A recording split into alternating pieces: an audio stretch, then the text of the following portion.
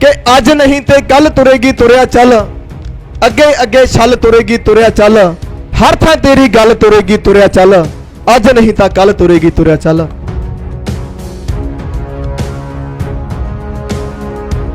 सो कहण दा मतलब है भी फड़ना तां साडा कंन ही है भरावो, चाहे सीधे लोड फड़ लैंदे चाहे पुट्ठे लोड फड़ लैण, फड़ना उन्होंने कंन ही है, दबणियां उन्होंने जमीनें ही है, वो कहण नूं जो मर्जी कही जाण। कोई भी बंदा इलाज करनी हो, गरीब बंदा मरदा, सरकार कहती साडी कोई जिम्मेवारी नहीं, प्राइवेट हस्पताल जाओ इलाज कराओ ना कराओ साडी कोई जिम्मेवारी नहीं, हर जिम्मेवारियां तो भज रही हाँ। मैं एक तुहाडे राहीं और मीडिया के राहीं एक सवाल पूछना चाहना तुहानूं लोकां नूं कि जे साडे घर दे विच कोई बीमार हो जाए, असीं कोई कमाई करते हैं, कमाई लिया के बापू नूं फड़ाउणे आ, ते जे साडा बापू कहे भी जदों कोई बीमार हो गया मैं पैसा नहीं देना, किसी ने लीड़ा कपड़ा लेना मैं पैसा नहीं देना, कोई होर किसी किस्म की कोई सहूलत लई कोई पैसे चाहिए मैं पैसा नहीं देना, कि असीं इस नूं जिम्मेवारी देवांगे?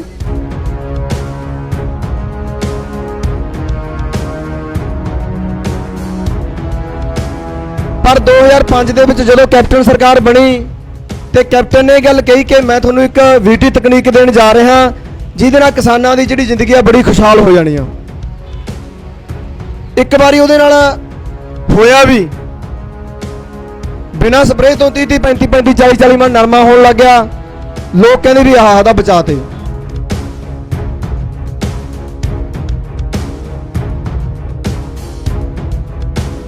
ते बजुर्ग चंगी तरह जानते हैं कि जदों आपां झोना बीजते या नरमा बीजते हैं जां असीं कख भी जिहड़े लाउणे आ पट्ठे पशुआं वास्ते, वो अज भी साडे कोले नहीं रहे, असीं मार्केट चों लैण जाने आ, जां BT तकनीक नरमा कह लो जां झोने दीयां वैरायटियां जां ईवन जिहड़े असीं कख पट्ठे भी बीजते हैं हरा चारा वो भी असीं हाईब्रिड बीजते हैं, साडे कोले अपना नहीं हैगा। मतलब तकनीक दे नां तो साथों उन्हां ने साथों साडीआं फसलां खोलीआं।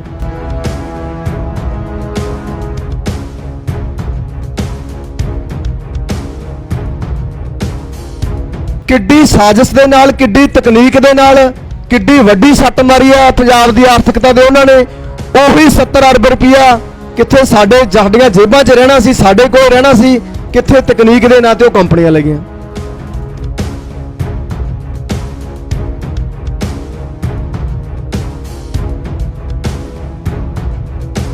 सरकारां दी साजिश नूं जदों करदियां ने असीं ਉਹਦਾ ਉੱਥੇ ਹੀ जवाब देवांगे ਤਾਂ ਵਧੀਆ ਗੱਲ है, ते नहीं तो सिरे तक जाणगियां।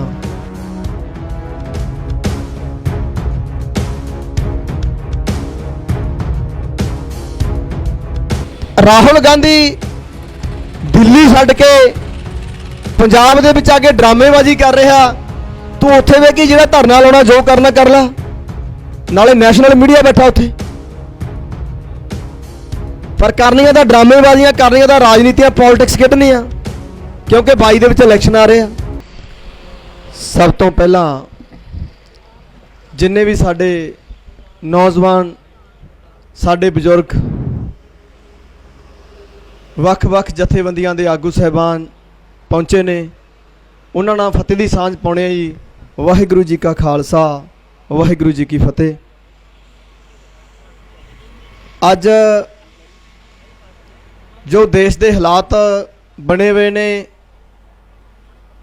वो लगभग ਜਿਹੜੇ ਇੱਥੇ नौजवान आए आ वो चंगी तरह जानते आ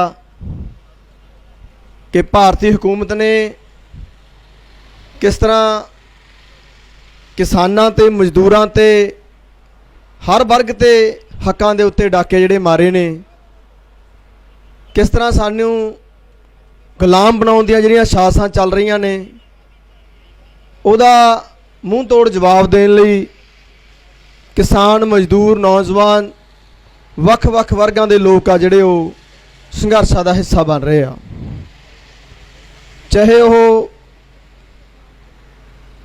जिहड़े धरने लगे ने, कोई पेट्रोल पंपां दे घिराओ दी गल, मौलां दे घिराओ दी गल, रेलवे पटरियां रोकण दी गल, टोल प्लाजे फ्री करन दी गल, और जां फिर जिहड़ा शंभू दा मोर्चा लग्या इहदी गल होवे। अच्छी गल है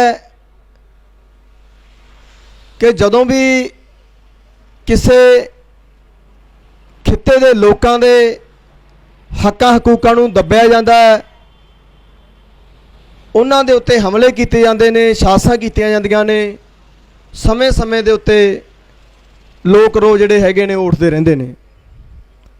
ਸੋ ਅੱਜ ਸਾਨੂੰ ਇਸ ਗੱਲ ਦੀ ਜਿੱਥੇ ਸਾਨੂੰ ਦੁੱਖ ਹੈ, ਅਫਸੋਸ ਹੈ ਵੀ ਜਦੋਂ ਪੰਜਾਬ ਦਾ ਕਿਸਾਨ ਜਾਂ ਦੇਸ਼ ਦਾ ਕਿਸਾਨ ਆਤਮ ਹੱਤਿਆ ਕਰ ਰਿਹਾ, ਲੋੜ ਤਾਂ ਸੀ ਕਿ ਉਹਨੂੰ ਉਸ ਗੱਲ ਨੂੰ ਸਮਝ ਕੇ ਆਤਮ ਹੱਤਿਆਵਾਂ ਨੂੰ ਬੰਦ ਕਰਨ ਬਾਰੇ ਸਰਕਾਰਾਂ ਨੂੰ ਸੋਚਣਾ ਚਾਹੀਦਾ ਸੀ, ਪਰ ਹੋ ਉਲਟ ਰਿਹਾ। ਜਿਸ ਦੌਰ ਦੇ ਵਿੱਚ ਕਿਸਾਨ ਮਜ਼ਦੂਰ ਖੁਦਕੁਸ਼ੀਆਂ ਕਰ ਰਹੇ ਆ, ਉਸ ਦੌਰ ਦੇ ਵਿੱਚ ਇਸ ਤਰ੍ਹਾਂ ਦੇ ਜਿਹੜੇ ਇਹ ਕਾਲੇ ਕਾਨੂੰਨ ਲੈ ਕੇ ਆਉਂਦੇ ਨੇ, ਜਿਹੜੇ ਲੋਕ ਵਿਰੋਧੀ ਨੇ, ਕਿਸਾਨ ਵਿਰੋਧੀ ਨੇ, ਮਜ਼ਦੂਰ ਵਿਰੋਧੀ ਨੇ, ਇਹਨਾਂ ਤੋਂ ਜਿਹੜੀਆਂ ਸਰਕਾਰਾਂ ਦੀਆਂ ਨੀਤੀਆਂ ਨੇ ਉਹ ਸਾਫ਼ ਹੋ ਜਾਂਦੀਆਂ, ਸਪਸ਼ਟ ਹੋ ਜਾਂਦੀਆਂ ਕਿ ਉਹ ਲੋਕ ਪੱਖੀ ਨਹੀਂ ਹੈਗੀਆਂ। ਇੱਕ ਮੈਂ ਛੋਟੀ ਜਿਹੀ ਗੱਲ ਜਾਂ ਮੈਂ ਇੱਕ ਅੰਕੜਾ ਕੱਢਿਆ, ਬਾਈ ਦੀਪ ਸਿੰਘ ਜੀ ਨੂੰ ਬੇਨਤੀ ਕਰੂੰਗਾ ਕਿ ਧਿਆਨ ਦੇਣ ਕਿ ਕਿਸ ਤਰ੍ਹਾਂ ਜਿਹੜੀਆਂ ਮਲਟੀਨੈਸ਼ਨਲ ਕੰਪਨੀਆਂ ਨੇ ਉਹ ਹਰ ਖੇਤਰ ਦੇ ਵਿੱਚ ਸਾਡੇ ਤੇ ਗਲਬਾ ਪਾ ਚੁੱਕੀਆਂ ਨੇ। ਕਿਸ ਤਰ੍ਹਾਂ ਤਕਨੀਕਾਂ ਦੇ ਨਾਂ ਤੇ, ਮਾਡਰਨ ਦੇ ਨਾਂ ਤੇ, ਆਧੁਨਿਕੀਕਰਨ ਦੇ ਨਾਂ ਤੇ ਸਾਡੇ ਨਾਲ ਕਿਵੇਂ ਸਾਜ਼ਿਸ਼ਾਂ ਕੀਤੀਆਂ, ਉਹਦਾ ਮੈਂ ਇੱਕ ਘਟਨਾ ਦਾ ਛੋਟਾ ਜਿਹਾ ਜ਼ਿਕਰ ਕਰੂੰਗਾ ਕਿ ਜਦੋਂ ਪੰਜਾਬ ਦੇ ਵਿੱਚ 28 30 32 ਸਪਰੇਹਾਂ ਕਰਦੇ ਸੀ ਕਿ ਨਰਮਾ ਨਹੀਂ ਹੁੰਦਾ ਸੀ, ਸੁੰਡੀ ਪੈ ਜਾਂਦੀ, ਸੁੰਡੀ ਨਹੀਂ ਮਰਦੀ ਸੀ, ਤੇ ਬੜੇ ਦੁੱਖ ਵਾਲੀ ਗੱਲ ਔਰ ਸੋਚਣ ਵਾਲੀ ਵੀ ਗੱਲ ਸੀ ਕਿ ਅਸੀਂ ਐਡੇ ਵੱਡੇ ਹਥਿਆਰ ਬਣਾ ਲਏ ਕਿ ਜਿਹਦੇ ਨਾਲ ਅਸੀਂ ਪੂਰੀ ਦੁਨੀਆ ਨੂੰ ਖਤਮ ਕਰ ਸਕਦੇ ਹਾਂ, ਪਰ ਇੱਕ ਐਡੀ ਇੱਕ ਸੁੰਡੀ ਸਾਥੋਂ ਖਤਮ ਨਹੀਂ ਹੁੰਦੀ ਸੀ ਜਿਹੜੀ ਅੱਧੇ ਇੰਚ ਦੀ ਸੀ। ਇਹਦੇ ਪਿੱਛੇ ਕੀ ਕੌਨਸਪੀਰੇਸੀ ਸੀ, ਕੀ ਸਾਜ਼ਿਸ਼ ਸੀ, ਕੀ ਪਲੈਨਿੰਗਾਂ ਸੀ, ਉਹ ਮੈਂ ਤੁਹਾਡੇ ਨਾਲ ਸਾਂਝੀਆਂ ਕਰਨੀਆਂ ਚਾਹੁੰਦਾ। ਜਦੋਂ ਨਰਮਾ ਹੁਣੋਂ ਹਟ ਗਿਆ ਤਾਂ ਉਹ ਕੰਪਨੀਆਂ ਕਹਿੰਦੀਆਂ ਤੁਹਾਨੂੰ ਅਸੀਂ BT ਤਕਨੀਕ ਦਿੰਨੇ ਆ। ਉਹ BT ਤਕਨੀਕ ਨੇ ਕਿਵੇਂ ਸਾਡੀ ਕਿਸਾਨੀ ਨੂੰ ਬਰਬਾਦ ਕੀਤਾ, ਉਹ ਗੱਲ ਮੈਂ ਤੁਹਾਡੇ ਨਾਲ ਸ਼ੇਅਰ ਕਰਨ ਜਾ ਰਿਹਾ।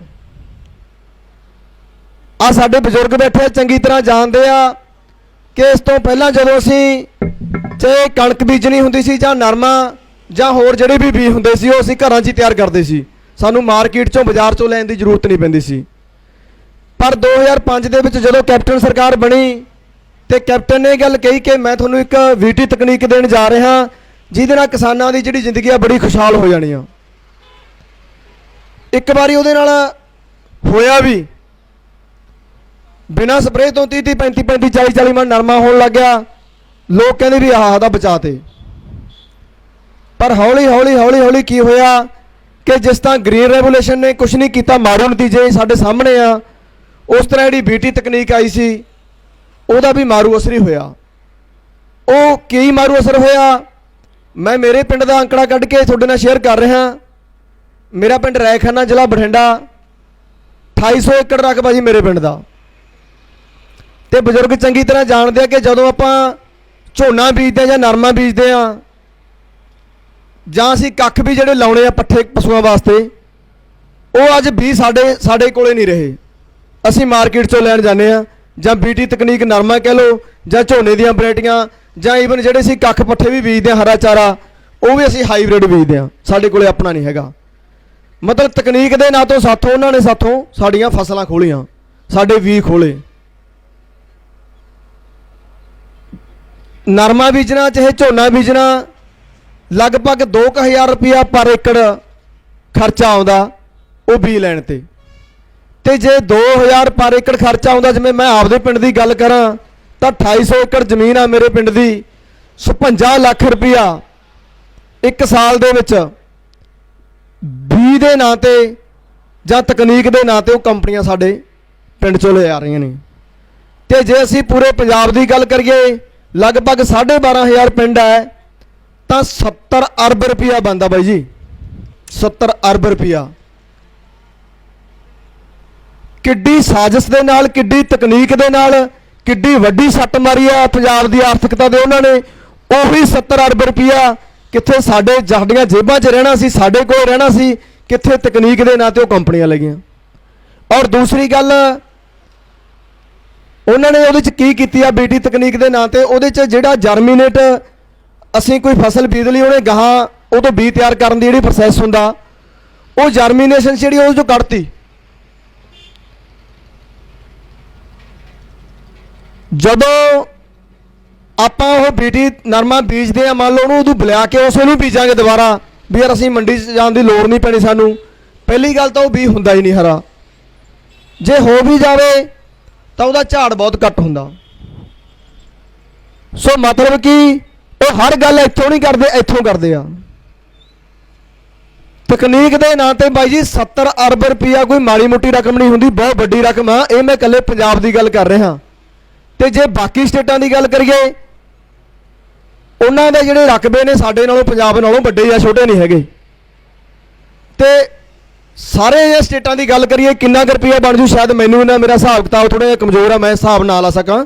ਤੁਸੀਂ ਜ਼ਰੂਰ ਲਾ ਕੇ ਮੈਨੂੰ ਦੱਸ ਦਿਓ ਵੀ ਕਿੰਨਾ ਪੈਸਾ ਬਣਦਾ ਭਾਰਤ ਦੇ ਵਿੱਚੋਂ। ਸੋ ਇਸ ਕਰਕੇ ਹਰ ਜਿਹੜੀ ਉਹ ਤਕਨੀਕ ਹੈ, ਹਰ ਜਿਹੜੀ ਉਹਨਾਂ ਦੀ ਇੱਕ ਸਾਜ਼ਿਸ਼ ਹੈ, ਉਹਨਾਂ ਨੂੰ ਸਮਝਣ ਦੀ ਲੋੜ ਹੈ। ਜੇ ਅਸੀਂ ਉਸ ਸਮਝ ਨੂੰ, ਉਹਨਾਂ ਦੀ ਸਾਜ਼ਿਸ਼ ਨੂੰ ਸਮਝਾਂਗੇ ਨਹੀਂ, ਸੋਚਾਂਗੇ ਨਹੀਂ, ਵਿਚਾਰਾਂਗੇ ਨਹੀਂ, ਚਿੰਤਾ ਨਹੀਂ ਕਰਾਂਗੇ ਤਾਂ ਅਸੀਂ ਮਾਰ ਖਾ ਜਾਵਾਂਗੇ।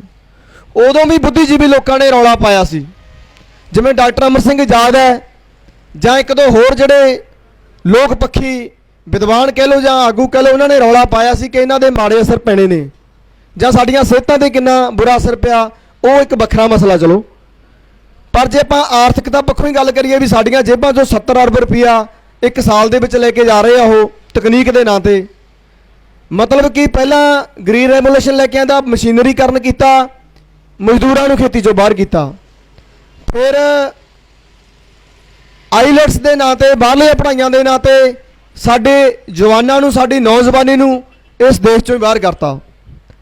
ਤੇ ਹੁਣ ਸਾਡੀ ਕਿਸਾਨੀ ਨੂੰ ਖੇਤੀ 'ਚੋਂ ਬਾਹਰ ਕਰਨ ਦੀ ਗੱਲ ਆ। ਇਸੇ ਕਰਕੇ ਜਿਹੜੇ ਬੁੱਧੀਜੀਵੀ ਲੋਕ ਆ, ਸਿਆਣੇ ਲੋਕ ਆ, ਕਹਿੰਦੇ ਹੁੰਦੇ ਆ ਬਾਈ ਜੀ ਮੰਨ ਲਓ ਇੱਥੋਂ ਆਪਣਾ ਕੱਪੜਾ ਪਾਟ ਗਿਆ, ਜਦੋਂ ਪਾਟਦਾ ਜੇ ਤਾਂ ਆਪਾਂ ਉਹਨੂੰ ਉੱਥੇ ਹੀ ਸਿਉਣਾਂਗੇ ਤਾਂ ਠੀਕ ਹੈ, ਤਾਂ ਨਹੀਂ ਤਾਂ ਉਹਨੇ ਸਿਰੇ ਵੀ ਲੱਗਣਾ ਹੁੰਦਾ। ਸਰਕਾਰਾਂ ਦੀ ਸਾਜ਼ਿਸ਼ ਨੂੰ ਜਦੋਂ ਕਰਦੀਆਂ ਨੇ, ਅਸੀਂ ਉਹਦਾ ਉੱਥੇ ਹੀ ਜਵਾਬ ਦੇਵਾਂਗੇ ਤਾਂ ਵਧੀਆ ਗੱਲ ਹੈ, ਤੇ ਨਹੀਂ ਤਾਂ ਉਹ ਸਿਰੇ ਤੱਕ ਜਾਣਗੀਆਂ। ਪਰ ਹਾਲੇ ਵੀ ਚੰਗੀ ਗੱਲ ਹੈ ਕਿ ਅਸੀਂ ਉਸ ਸਾਜ਼ਿਸ਼ ਨੂੰ ਸਮਝੇ ਆ, ਉਹ ਸਮਝ ਦੇ ਵਿੱਚੋਂ ਇੱਕ ਰੋਸ ਪੈਦਾ ਕੀਤਾ ਤੇ ਉਸ ਰੋਸ ਨੂੰ ਇੱਕ ਸਹੀ ਡਾਇਰੈਕਸ਼ਨ, ਇੱਕ ਸਹੀ ਦਿਸ਼ਾ ਦੇ ਵਿੱਚ ਲੈ ਕੇ ਜਾ ਰਹੇ ਹਾਂ। ਔਰ ਦੂਸਰੀ ਗੱਲ ਮੈਂ ਕਰਨੀ ਚਾਹਣਾ, ਚਾਹੇ ਉਹ ਸਟੇਟ ਸਰਕਾਰ ਹੋਵੇ ਤੇ ਚਾਹੇ ਉਹ ਕੇਂਦਰ ਸਰਕਾਰ ਹੋਵੇ, ਸਾਰੀਆਂ ਸਰਕਾਰਾਂ ਆਪਣੀਆਂ ਜ਼ਿੰਮੇਵਾਰੀਆਂ ਤੋਂ ਭੱਜੀਆਂ। ਆਪਾਂ ਸਵੇਰੇ ਉੱਠਦੇ ਆ ਬਾਈ ਜੀ, ਚਾਹ ਪੀਂਦੇ ਆ, ਪੱਤੀ ਆਉਂਦੀ ਆ, ਖੰਡ ਗੁੜ, ਹਰ ਚੀਜ਼ ਤੇ ਟੈਕਸ ਦਿੰਦੇ ਆ। ਗੈਸ ਸਿਲੰਡਰ ਆ ਉਹਦੇ ਤੇ ਵੀ ਟੈਕਸ ਦਿੰਦੇ ਆ, ਗੱਡੀਆਂ 'ਚ ਮੋਟਰਸਾਈਕਲਾਂ 'ਤੇ ਤੇਲ ਫੂਕਦੇ ਆ ਉਹਦੇ ਤੇ ਵੀ ਟੈਕਸ ਦਿੰਦੇ ਆ, ਸੜਕਾਂ ਤੇ ਚੜ੍ਹਦੇ ਆ, ਗੱਡੀ ਦੀ ਕਾਪੀ ਪਾਉਣੇ ਆ, ਪਹਿਲਾਂ ਰੋਡ ਟੈਕਸ ਦਿੱਤਾ, ਫਿਰ ਟੋਲ ਟੈਕਸ ਦਿੰਦੇ ਆ। ਹਰ ਉਹ ਜੋ ਟੈਕਸ ਸਰਕਾਰ ਨੇ ਸਾਡੇ ਤੇ ਲਾਇਆ ਸੀ ਦਿੱਤਾ। ਪਰ ਸਰਕਾਰਾਂ ਕੀ ਕਰ ਰਹੀਆਂ, ਹਰ ਜ਼ਿੰਮੇਵਾਰੀ ਤੋਂ ਭੱਜ ਰਹੀਆਂ। ਕਹਿੰਦੀਆਂ ਵੀ ਤੁਹਾਨੂੰ ਅਸੀਂ ਬਿਜਲੀ ਸਸਤੇ ਰੇਟਾਂ ਤੇ ਦੇਈਏ, ਸਾਡੀ ਕੋਈ ਜ਼ਿੰਮੇਵਾਰੀ ਨਹੀਂ, ਬਿਜਲੀ ਬੋਰਡ ਪ੍ਰਾਈਵੇਟ ਕਰ ਰਿਹਾ। ਤੁਹਾਡੇ ਜਵਾਕਾਂ ਨੂੰ ਸਰਕਾਰੀ ਸਕੂਲਾਂ, ਕਾਲਜਾਂ, ਯੂਨੀਵਰਸਿਟੀਆਂ 'ਚ ਪੜ੍ਹਾਈਏ, ਘੱਟ ਫੀਸਾਂ ਤੇ ਪੜ੍ਹਾਈਏ, ਸਾਡੀ ਕੋਈ ਜ਼ਿੰਮੇਵਾਰੀ ਨਹੀਂ, ਭੱਜ ਰਹੇ ਆ। ਤੁਹਾਨੂੰ ਸੜਕਾਂ ਦੇ ਉੱਤੇ ਫਰੀ ਤੋਰ ਕੇ, ਸਾਡੀ ਕੋਈ ਜ਼ਿੰਮੇਵਾਰੀ ਨਹੀਂ, ਰੋਡ ਟੈਕਸ ਪਹਿਲਾਂ ਲੈ ਲਿਆ, ਉਦੋਂ ਬਾਅਦ ਹੁਣ ਟੋਲ ਟੈਕਸ ਆ। ਉਸ ਤੋਂ ਬਾਅਦ ਦੇ ਵਿੱਚ ਕੋਈ ਵੀ ਬੰਦਾ ਇਲਾਜ ਕਰਨੀ, ਉਹ ਗਰੀਬ ਬੰਦਾ ਮਰਦਾ, ਸਰਕਾਰ ਕਹਿੰਦੀ ਸਾਡੀ ਕੋਈ ਜ਼ਿੰਮੇਵਾਰੀ ਨਹੀਂ, ਪ੍ਰਾਈਵੇਟ ਹਸਪਤਾਲ ਜਾਓ, ਇਲਾਜ ਕਰਾਓ, ਨਾ ਕਰਾਓ, ਸਾਡੀ ਕੋਈ ਜ਼ਿੰਮੇਵਾਰੀ ਨਹੀਂ। ਹਰ ਜ਼ਿੰਮੇਵਾਰੀਆਂ ਤੋਂ ਭੱਜ ਰਹੀਆਂ। ਮੈਂ ਇੱਕ ਤੁਹਾਡੇ ਰਾਹੀਂ ਔਰ ਮੀਡੀਆ ਦੇ ਰਾਹੀਂ ਇੱਕ ਸਵਾਲ ਪੁੱਛਣਾ ਚਾਹੁੰਦਾ ਤੁਹਾਨੂੰ ਲੋਕਾਂ ਨੂੰ ਕਿ ਜੇ ਸਾਡੇ ਘਰ ਦੇ ਵਿੱਚ ਕੋਈ ਬਿਮਾਰ ਹੋ ਜਾਏ, ਅਸੀਂ ਕੋਈ ਕਮਾਈ ਕਰਦੇ ਆ, ਕਮਾਈ ਲਿਆ ਕੇ ਬਾਪੂ ਨੂੰ ਫੜਾਉਣੇ ਆ, ਤੇ ਜੇ ਸਾਡਾ ਬਾਪੂ ਕਹੇ ਵੀ ਜਦੋਂ ਕੋਈ ਬਿਮਾਰ ਹੋ ਗਿਆ ਮੈਂ ਪੈਸਾ ਨਹੀਂ ਦੇਣਾ, ਕਿਸੇ ਨੇ ਲੀੜਾ ਕੱਪੜਾ ਲੈਣਾ मैं पैसा नहीं देना, कोई होर किसी किस्म की कोई सहूलत लिए कोई पैसे चाहिए मैं पैसा नहीं देना, कि असीं इस नूं जिम्मेवारी देवांगे? वो जिहड़ियां सरकारां सारियां जिम्मेवारियां तो भज रही ने, की वो फिर कल्ले टैक्स इकट्ठे करने लई रह गईयां? ते ये असीं तुसीं सारिਆਂ ने रल के सोचना कि जिहड़ियां सरकारां सारियां जिम्मेवारियां तो भज रही ने ਉਹਨਾਂ ਨੂੰ ਅਸੀਂ ਆਪਣੇ ਹੱਕ ਹਲਾਲ ਦੀ ਕਮਾਈ ਚੋਂ ਟੈਕਸ ਦੇਣਾ ਜਾਂ ਨਹੀਂ ਦੇਣਾ, ਇਹਦਾ ਫੈਸਲਾ ਤੁਸੀਂ ਸਾਨੂੰ ਸਾਰਿਆਂ ਨੂੰ ਕਰਨਾ ਪੈਣਾ। ਔਰ ਅਗਲੀ ਗੱਲ ਜਿਵੇਂ ਵੱਖ-ਵੱਖ ਬੁਲਾਰਿਆਂ ਨੇ ਵੀ ਕੀਤੀ ਆ, ਜਿਹੜੀ ਇਹ ਲੜਾਈ ਆ ਭਰਾਵੋ ਇਹ ਸਰਕਾਰਾਂ ਦੇ ਖਿਲਾਫ ਤਾਂ ਹੈ ਹੀ ਹੈ, ਇਹ ਕਾਰਪੋਰੇਟ ਸੈਕਟਰ ਜਿਹੜੇ ਮਲਟੀਨੈਸ਼ਨਲ ਕੰਪਨੀਆਂ ਅਡਾਨੀ ਵਾਨੀ ਉਹਨਾਂ ਦੇ ਵੀ ਖਿਲਾਫ ਆ। ਇਹ ਲੜਾਈ ਕੱਲੇ भाई दीप सिद्धू ਦੀ ਨਹੀਂ, ਕੱਲੇ ਜਥੇਦਾਰ ਦੀ ਨਹੀਂ, ਕੱਲੀ ਮੇਰੀ ਨਹੀਂ, ਕੱਲੀ ਤੁਹਾਡੇ ਦੀ ਨਹੀਂ, ਇਹ ਸਾਰਿਆਂ ਦੀ ਆ। ਮਜ਼ਦੂਰਾਂ ਦੀ, ਕਿਸਾਨਾਂ ਦੀ, ਆੜਤੀਆਂ ਦੀ, ਦੁਕਾਨਦਾਰਾਂ ਦੀ, ਟਰਾਂਸਪੋਰਟਰਾਂ ਦੀ, ਸਾਰਿਆਂ ਦੀ ਲੜਾਈ ਹੈ। ਕਿਉਂਕਿ ਜੇ ਖੇਤੀ ਪ੍ਰਭਾਵਿਤ ਹੁੰਦੀ ਹੈ ਤਾਂ ਅਸੀਂ ਸਾਰਿਆਂ ਨੇ, ਸਾਡੇ ਸਾਰਿਆਂ ਤੇ ਇਫੈਕਟ ਪੈਣਾ, ਪ੍ਰਭਾਵਿਤ ਹੋਣਾ। ਸੋ ਜਿਹੜੇ ਲੋਕਾਂ ਦੇ ਮਨਾਂ ਦੇ ਵਿੱਚ ਹਾਲੇ ਵੀ ਇਹ ਕੋਈ ਗਲਤ ਫਹਿਮੀ ਹੈ ਕਿ ਇਹ ਸਿਰਫ ਖੇਤੀ ਬਿੱਲ ਨੇ, ਇਹਨਾਂ ਨਾਲ ਕਿਸਾਨ ਪ੍ਰਭਾਵਿਤ ਹੋਣਾ, ਸਾਨੂੰ ਕੋਈ ਫਰਕ ਨਹੀਂ ਪੈਣਾ, ਤਾਂ ਅਸੀਂ ਬਹੁਤ ਵੱਡੀ ਗਲਤਫਹਿਮੀ ਦੇ ਵਿੱਚ ਹਾਂ। ਕਿਉਂਕਿ ਕਿਸੇ ਰਾਈਟਰ ਨੇ ਲਿਖਿਆ, ਬਾਹਰ ਦੀ ਕਹਾਣੀ ਹੈ, ਉਹ ਕਹਿੰਦਾ ਵੀ ਜਦੋਂ ਦੂਸਰੇ ਦੇਸ਼ ਨੇ ਹਮਲਾ ਕੀਤਾ ਸਾਡੀ ਰਾਜਧਾਨੀ ਤੇ ਮੈਂ ਚੁੱਪ ਰਿਹਾ ਕਿ ਉੱਥੋਂ ਵਾਲੇ ਲੋਕਾਂ ਦੀ ਲੜਾਈ ਹੈ। कहना फिर साडी स्टेट तक आ गई, साडे सूबे तक आ गई, मैं कहे सूबे की लड़ाई है। उदों बाद जिले तक आ गई, मैं क्या भी जिले वाले लड़नगे, ब्लाकों च आ गई, पिंडों च आ गई, मैं क्या भी पिंड वाले लड़नगे। तो मैनू अखीर उदों पता लग्या जदों मेरे गल नूं हत्थ पै गया। सो इस करके भरावो जिहड़ी लड़ाई है ये किसी एक दी नहीं, कल्ले भाई दीप सिद्धू दी नहीं, ये साडी सारियां दी है। ते सारे एके दे नाल, बड़ी सोच विचार दे नाल, तहम्मुल दे नाल, फ्रमे दे नाल ते बड़ी सोच विसाल करके लड़न की लोड़ है। चिंतन करके की असी ब्योंतबंदियां कर सकते हैं, किस तरह असी योजनावां बना सकते हैं। सो बड़ियां वड्डियां रणनीतियां की लोड़ है, क्योंकि विद्वान कहते आ कि जे 100 शेर होण लड़न वास्ते तो उन्हों का कमांडर जो जरनैल एक कुत्ते को बना देंगे, तो जोड़े 100 शेर आ ना वो भी कुत्तियां वांगू ही लड़नगे। पर जे 100 कुत्तियां का जरनैल एक शेर बना देंगे तो 100 कुत्ते भी शेरां वांगू लड़नगे। ये जोड़ा फैसला, ये जोड़ा कंसैप्ट है, जी सोच आ, ये तुसीं असीं देखना भी असीं जिहड़ी साडी लड़ाई है उहनूं की डायरैक्शन देनी आ, साडे आगू किदां दे होण, ये असीं फैसला करना और तुसीं फैसला करना। तो जिन्ना छेती असीं इस गल नूं समझांगे उन्नी ये साडी बेहतरी वास्ते साडे लई चंगी गल होऊगी। और अगली गल परसों की गल मैं तुहाडे नाल साझी करना चाहना। सोम प्रकाश जिहड़ा केंद्री राज मंत्री आ, वो बयान दे रहा सी, मैं टीवी ते सुन रहा सी। वो कहंदा भी ਜਿਹੜੀਆਂ ਵਿਰੋਧੀ ਪਾਰਟੀਆਂ ਸਾਡੀਆਂ ਰਾਜਸੀ ਪਾਰਟੀਆਂ ਉਹ ਕਿਸਾਨਾਂ ਨੂੰ, ਨੌਜਵਾਨਾਂ ਨੂੰ, ਮਜ਼ਦੂਰਾਂ ਨੂੰ ਗੁੰਮਰਾਹ ਕਰ ਰਹੀਆਂ, ਕੋਈ ਜ਼ਮੀਨ ਨਹੀਂ ਖੋਣੀ, ਅਸੀਂ ਸਿਰਫ ਜਿਹੜੀ ਪ੍ਰੋਡਕਸ਼ਨ ਹੋਣੀ ਆ, ਪੈਦਾਵਾਰ ਹੋਣੀ ਆ, ਜਿਹੜੀ ਫਸਲ ਹੋਣੀ ਆ ਉਹਦਾ ਕੰਟਰੈਕਟ ਕਰਨਾ, ਨਾ ਕਿ ਜ਼ਮੀਨ ਦਾ। ਠੀਕ ਹੈ, ਅਸੀਂ ਮੰਨਦੇ ਹਾਂ ਕਿ ਕੰਟਰੈਕਟ ਆ ਜਿਹੜਾ ਉਹ ਫਸਲ ਤੇ ਹੋਣਾ, ਪਰ ਸਵਾਲ ਤਾਂ ਇਹ ਪੈਦਾ ਹੁੰਦਾ ਵੀ ਜਦੋਂ ਤੁਸੀਂ ਫਸਲ ਤੇ ਕੰਟਰੈਕਟ कर लिया वो सानू वाजिब रेट ही नहीं मिलूगा, MSP तो घट मिलूगा, जां साडियां जिहड़ियां खर्चों के मुताबिक बिल जिहड़े हैगे ने जां उहदे मुੱਲ कह लो भी वो निश्चित नहीं होणगे, सुनिश्चित नहीं होणगे, तो सानू अद्धे रेट ते फसल बेचनी पऊगी। तो जदों साडे पल्ले नहीं कुछ पऊगा उदों बाद असीं आप ही कह देंगे यार असीं नहीं रखणियां जमीनां जमूनां तुसीं लै लो। सो कहण दा मतलब है भी फड़ना तो साडा कंन ही है भरावो, चाहे सीधे लोड फड़ लैण चाहे पुट्ठे लोड फड़ लैण, फड़ना उन्होंने कंन ही है, दबणियां उन्होंने जमीनें ही है, वो कहण नूं जो मर्जी कही जाण। ये भी पत्रकार ने सवाल किया कि मोदी ऐ कह रहा जी, तोमर ये कह रहा, वो कह रहा।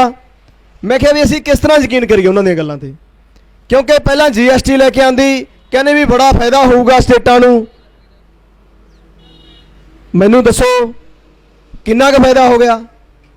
किन्नी क साडी जून सुधर गई? किन्नियां क साडे हस्पताल, डिस्पैंसरियां, एजुकेशन सिस्टम किन्ना क सुधर गया साडा? कोई फर्क नहीं पिया, बल्कि उदू माड़ा ही होया। फिर नोटबंदी लैके आंदी, यही मोदी ने कहा सी कि मैनू 100 दिन दे दो, 100 दिनों के काला धन तुहाडे सामने होऊगा। तो 100 दिन नहीं भरावो, अज लगभग 3 साल हो गए। दसो किन्ना क काला धन आ गया? किन्नियां क साडियां जिंदगियां सवर गईयां? साडे हालात तो उदों भी बद तो बदतर हो गए। फिर उन्हें मोदी ने कहा भी असीं 15-15 लाख रुपया एक जाने के खाते च पा देंगे। दसो कोई हथ खड़ा करके दसो किहदे खाते च 15 लाख रुपया आया? किवें यकीन करके असीं? ना स्टेट सरकारां ते कर सकते हैं, ना सेंटर गौरमेंट ते कर सकते हैं, क्योंकि सारिਆਂ ने साडे नाल तां वादा खिलाफी की है, वादे करके मुकरे आ। सो जिहड़ी अज लोड़ है उन्हां, क्योंकि जिहड़े साडे बजुर्ग ने शायद उन्हां दे दिमागां दे विच जिहड़ा सबकॉन्शियस माइंड हुंदा उहदे चों गल पार्टियां वाली गल घर करी बैठी है। पर मैं नौजवानों नूं जरूर कहना, उन्होंने असीं बदल गए ना बदल गए, घट्टो घट असीं अपनी सोच नूं तां बदल गए ना। क्योंकि जिन्नी देर तक असीं अपनी सोच नहीं बदलते उन्नी देर तक समाज नहीं बदले जाते होंदे। समाज की है? समाज साडे नाल ही समाज है, लोकां नाल ही समाज है। कोई समाज बिल्डिंगां जां पुलां नूं जां बड़ियां बड़ियां इमारतां नूं समाज नहीं कह सकते। वो असीं लोकां ने समाज बनाउणा।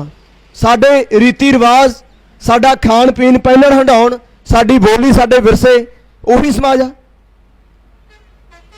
ते जे असीं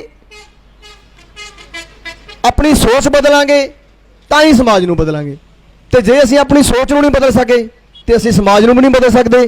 जिन्ने मर्जी बड़े मुजाहरे कर लो, जिन्ने मर्जी जो मर्जी करी चल गए, रिजल्ट है जिहड़ा वो सानूं पॉजिटिव नहीं आऊगा। क्योंकि असीं देखिया 70-72 सालों तो वोटां पा रहे हैं, सोच उत्थे दी उत्थे नहीं खड़ी बल्कि उदों भी थल्ले हो गई।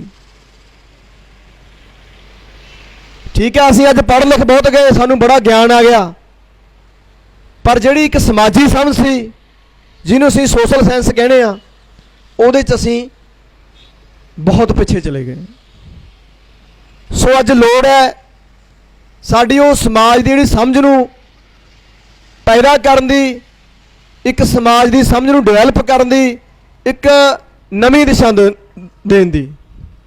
ते वो नवीं दिशा वो घरां च बह के नहीं आउणी, वो प्रोग्रामां च जावांगे, सवाल जवाब करांगे, बहस करांगे, डिबेटां होणगीਆਂ, संवाद होणगे, जिवें बाई दीप सिद्धू कहंदे ने, उन्हां विचों फिर गल अगे तुरनी आ।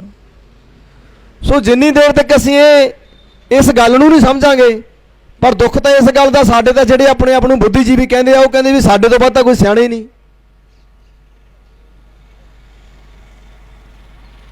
कोई जरूरी नहीं हुंदा जिहड़ा बंदा 80 साल का उही सियाणी गल करे, तो एक 25 साल का जां 20 साल का नौजवान उहदी गल सियाणी नहीं हो सकती। किसी ने लिखा कि बड़ियां छोटियां दीयां गल्लां छड्डो, ये वेखो कि विचार किस दे ठीक ਹਨ। सो इस करके अज जे नौजवानों दे विच कोई जज्बा, कोई समझ आ, कोई उन्हां दे विचार आ, उन्हां नूं भी इस तरह का प्लेटफार्म दिता जाए तां जो अपने विचारां नूं तुहाडे सामने सन्मुख रख सकण।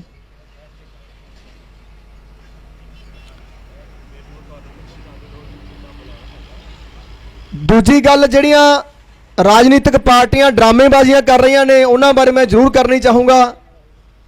परसों जदों मैं इत्थों वापस जा रहा सी तो संगरूर दे विच राहुल गांधी ट्रैक्टर रैली कढ़ रहा सी, ते भवानीगढ़ दे विच लगभग 200-300 ट्रैक्टर मैनूं मिलिया, तो यार दिल बड़ा दुखी होया।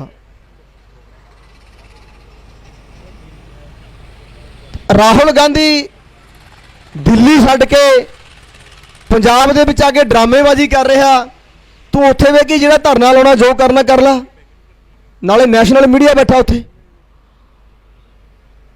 पर करनियां तां ड्रामेबाजियां, करनियां तां राजनीतियां, पॉलिटिक्स खेडनी आ, क्योंकि 22 दे विच इलैक्शन आ रहे आ। ते जिहड़े साडे वो नौजवान ट्रैक्टरां दे उत्ते उन्हां दे पिछे जा रहे सी, दिल नूं बड़ा दुख होया यार। वो लाहनत आ यार साडे ते, ਉਹ ਜਿਹੜਾ ਮੁੱਖ ਮੰਤਰੀ ਗੁਰੂ ਗ੍ਰੰਥ ਸਾਹਿਬ ਦੀ ਸਾਡੇ ਸਾਰਿਆਂ ਦੇ ਸਾਹਮਣੇ ਦੀ ਗੱਲ ਆ, ਉਹ ਤੁਹਾਡੇ ਮੋਬਾਈਲਾਂ 'ਚ ਅਜੇ ਵੀਡੀਓ ਹੋਣੀ ਹੈ।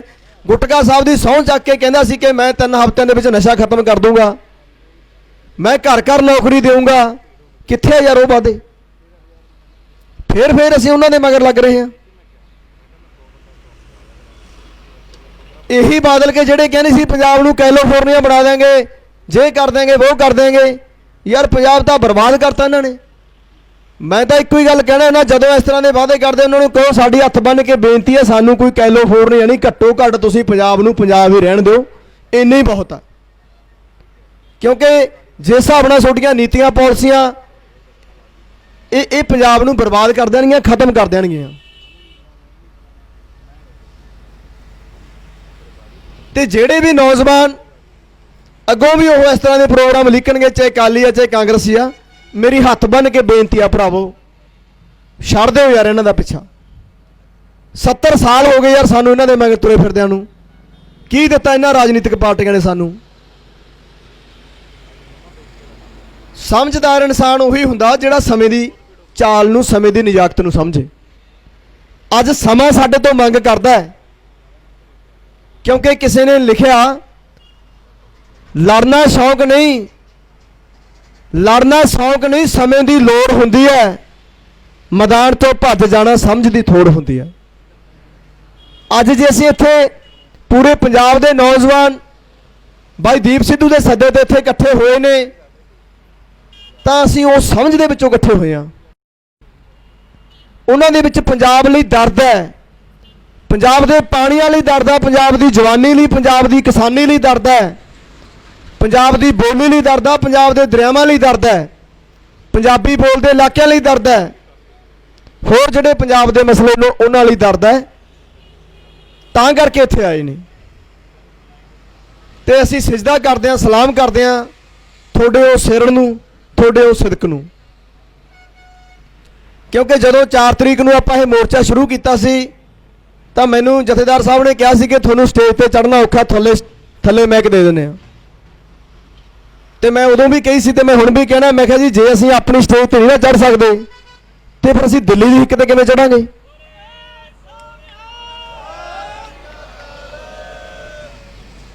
ਸੋ ਉਹ ਜਜ਼ਬਾ ਸਾਡੇ 'ਚ ਪੈਦਾ ਕਰਨਾ ਪੈਣਾ। ਜਜ਼ਬਾ ਸਾਡੇ 'ਚ ਹੈ, ਪਰ ਸਾਨੂੰ ਚੰਗੀ ਅਗਵਾਈ, ਚੰਗਾ ਯੋਗ ਅਗਵਾਈ ਕਰਨ ਵਾਲਾ ਸਾਨੂੰ ਲੀਡਰ ਨਹੀਂ ਮਿਲਿਆ। ਪਰ ਸਾਨੂੰ ਇਸ ਗੱਲ ਦੀ ਬੇਹੱਦ ਖੁਸ਼ੀ ਹੈ ਕਿ ਸਾਡਾ ਵੀਰ ਦੀਪ ਸਿੱਧੂ ਜੀ ਔਰ ਸਾਡੀ ਸਮੁੱਚੀ ਟੀਮ, ਇਸ ਗੱਲ ਲਈ ਮੈਂ ਦਿਲੋਂ ਸਲਾਮ ਕਰਦਾ ਕਿ ਪੰਜਾਬ ਦੇ ਦਰਦ ਨੂੰ, ਪੰਜਾਬ ਦੀ ਸਮਝ ਨੂੰ, ਜਿਸ ਪਲੇਟਫਾਰਮ ਦੀ ਪੰਜਾਬ ਨੂੰ ਲੋੜ ਸੀ ਉਹ ਪਲੇਟਫਾਰਮ ਇਹਨਾਂ ਨੇ ਦਿੱਤਾ। ਤੇ ਅੱਜ ਅਸੀਂ ਉਹਨਾਂ ਸਮੂਹ ਨੌਜਵਾਨਾਂ ਨੂੰ ਬੇਨਤੀ ਕਰਦੇ ਹਾਂ ਜਿਹੜੇ ਹਲੇ ਵੀ ਉਹਨਾਂ ਪਾਰਟੀਆਂ ਦੇ ਫਸਲੱਗ ਬਣੇ ਬੈਠੇ ਨੇ, ਵੀ ਯਾਰ ਉਹਨਾਂ ਦੇ ਝੰਡੇ ਡੱਡੇ ਪਾਸੇ ਧਰ ਕੇ ਪੰਜਾਬ ਦੇ ਹਿੱਤਾਂ ਲਈ, ਪੰਜਾਬ ਦੀ ਰਾਖੀ ਲਈ, ਪੰਜਾਬ ਦੇ ਮੁੱਦਿਆਂ ਲਈ, ਪੰਜਾਬ ਦੀ ਜਵਾਨੀ ਕਿਸਾਨੀ ਲਈ, ਪੰਜਾਬ ਦੇ ਪਾਣੀਆਂ ਲਈ ਇੱਕ ਹੋ ਜਾਓ ਯਾਰ। ਤੇ ਇੱਕ ਹੋਏ ਬਿਨਾਂ ਸਾਡਾ ਗੁਜ਼ਾਰਾ ਨਹੀਂ। ਸਾਨੂੰ ਅੱਜ ਸਮਾਂ ਮੰਗ ਕਰਦਾ ਸਾਡੇ ਤੋਂ। ਇੱਕ ਛੋਟੀ ਜੀ ਪੰਜਾਬੀਆਂ ਬਾਰੇ, ਪੰਜਾਬੀ ਕੌਮ ਬਾਰੇ ਇੱਕ ਛੋਟਾ ਜਿਹਾ ਸ਼ੇਅਰ ਸੁਣਾ ਕੇ ਮੈਂ ਸਮਾਪਤੀ ਕਰੂੰਗਾ, ਕਿਉਂਕਿ ਗੱਲਾਂ ਬਹੁਤ ਨੇ। ਜੇ ਆਪਾਂ ਦਿਨ ਰਾਤ ਵੀ ਕਰੀ ਜਾਵਾਂਗੇ ਤਾਂ ਵੀ ਨਹੀਂ ਮੁੱਕਣਗੀਆਂ, ਪਰ ਬਾਕੀ ਬੁਲਾਰਿਆਂ ਨੇ ਵੀ ਬੋਲਣਾ, ਸੋ ਸਮੇਂ ਦੀ ਨਿਜਾਕਤ ਨੂੰ ਵੀ ਸਮਝਣਾ ਚਾਹੀਦਾ। ਮੈਂ ਇੱਕ ਸ਼ੇਅਰ ਸੁਣਾ ਕੇ ਆਪਣੀ ਗੱਲ ਸਮਾਪਤ ਕਰੂੰਗਾ। ਹੋ ਜਾਣ ਵੈਰੀ ਦੀ ਲੈਣੀ ਵੀ ਜਾਣਦੇ ਓ,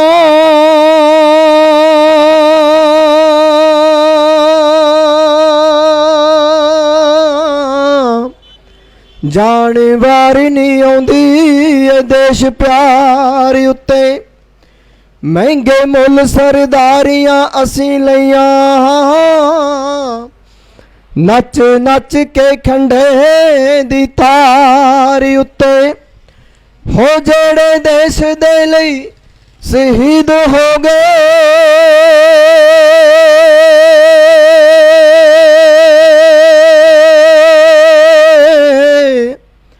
ਹੋ ਜਿਹੜੇ ਦੇਸ਼ ਦੇ ਲਈ ਸ਼ਹੀਦ ਹੋ ਗਏ, ਮਾਣ ਭਗਤ ਉਦਮ ਕਰਤਾਰ ਉੱਤੇ, ਉਂਝ ਵਸਦੀ ਚੀਮਿਆਂ ਬਹੁਤ ਦੁਨੀਆ